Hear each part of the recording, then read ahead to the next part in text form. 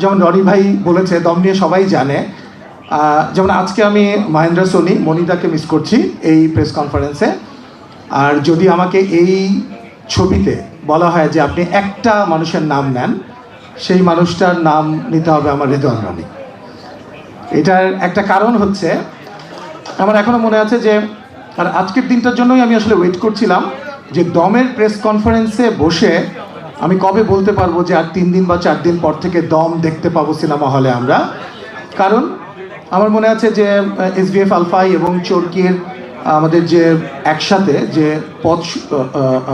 পথ চলা শুরু হয়েছিল সেটা সুরঙ্গ সিনেমা দিয়ে। সুরঙ্গ সিনেমার পরে আমরা পরপর 2 দিন 2টা সিনেমার অ্যানাউন্সমেন্ট করেছিলাম। আমার মনে হয় এখানে যারা আছেন সবাই জানেন সেটা। সো প্রথম দিন আমরা দম সিনেমার অ্যানাউন্সমেন্ট করলাম এবং দ্বিতীয় দিন তুফান। তো তুফানের পরে তো রনি ভাইকে আমি সারাক্ষণই 3-4 দিন পরপরই আমি ফোন দিই, রনি ভাই তুফানের পর তো দাগি আসলো, দাগির পর তো তাণ্ডব আসলো, দমটা কবে আসবে? তো দেখলাম যে আসলে খুব প্রেশারও দিতে পারছি না, কারণ এইটা এমন একটা গল্প, এমন একটা কনটেক্সট এবং based on a true story. এইটা নিয়ে স্ক্রিপ্ট আমার মনে হয় 5th বা 6th ড্রাফটে গিয়ে রেদওয়ান রনি স্যাটিসফাইড হয়েছে। তারপর আসলে আমরা প্রি প্রোডাকশন এবং সেটা পোস্ট প্রোডাকশন নিয়ে এখন রিলিজের পথে আমরা আছি। রনি ভাই যেটা বলছিল, আমার একবার সুযোগ হয়েছিল আমাদের যে রিয়েল ক্যারেক্টার তার সঙ্গে দেখা করার। সেখানে পূজা, নিশো, রনি ভাই, আমরা গিয়েছিলাম ওখানে এবং এটা একটা অদ্ভুত একটা এক্সপিরিয়েন্স যে যেই মানুষটা সেই এমন একটা জায়গা থেকে, মৃত্যুর মুখ থেকে ফিরে এসেছিল এবং সে যখন এগুলো ন্যারেট করছিল এবং সেটাকে আবার ফিকশনাইজ করা, ঠিকঠাক মতো সেটা স্ক্রিপ্টটা তৈরি করে শুটিংয়ে যাওয়া, এটা ছিল সবচেয়ে বড় চ্যালেঞ্জ। তারপর যখন আমরা এটা শুটিংয়ে গেলাম, আমরা দেখলাম যে যে লোকেশন দরকার আমাদের, সেই লোকেশন নিয়ে আমাদের একটা বড় চ্যালেঞ্জ ছিল।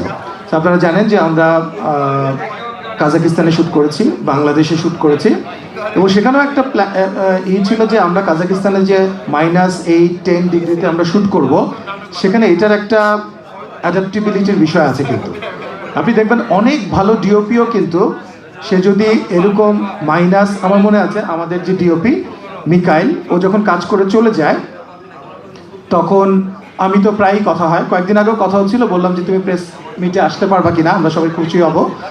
তো মিকাইল তখন বললো যে না, আমি এখন কাজ করছি কাজাকিস্তানের একটা জায়গায় -25 এখন। সো এই যে এটাতে অ্যাকোয়েন্টেড হওয়া এবং অ্যাডাপ্টেবিলিটি, সেই জায়গায় পুরা টিম নিয়ে কাজ করা এবং আমি যদি পূজার কথা বলি, নিশোর কথা বলি, এক একজনের ক্যারেক্টারের জায়গা থেকে যে ডেডিকেশন সবাই দেখিয়েছে, এটা আনবিলিভেবল। এবং অন্যান্য আর্টিস্ট যারা ছিলেন, আমি বলবো আবুল আয়াত আঙ্কেলের কথা, আমাদের চঞ্চল ভাইয়ের কথা এবং জাহিদ ভাইয়ের কথা, তো অনেকের কথাই, মানে সত্যিকার অর্থে এই গল্পের মূল এসেন্সটাই হচ্ছে এটার যে স্টোরি টেলিং। তো এটা খুবই কঠিন একটা ব্যাপার। আমি এটুকু বলতে পারবো যে সিনেমাটা কেমন হয়েছে আপনারা বলবেন, ট্রেইলার রিলিজ হয়েছে একটু আগে, সেটা দেখে কিছুটা হয়তো আজ করতে পারছেন, বাট স্টোরি টেলিংটা তো রনি ভাইয়ের উপর ডিপেন্ড করেছে এবং 2.5 বছর ধরে যেভাবে করে এক একটা মানে সুতা গেঁথেছেন উনি। তো এটা it's a team work of course, কিন্তু is the captain of the ship of course. তো সব মিলিয়ে আমার কাছে মনে হয় যে দর্শকের জন্য অ্যাবসলিউটলি নতুন একটা এক্সপিরিয়েন্স হবে এটা। আমরা এখন পর্যন্ত যতগুলো সিনেমা করেছি, আমি এর আগেও বলেছি, এটা in terms of budget, in terms of আমি অ্যাজ এ প্রডিউসার আমার জন্য এটা একটা নতুন এক্সপিরিয়েন্স, যে প্রসেসে এবং যে মেথডে I had to go through, এটা আমার জন্য একটা বড় এক্সপিরিয়েন্স। আপনাদের সবাইকে ধন্যবাদ এবং ঈদের দিন থেকে আপনারা দেখতে পাবেন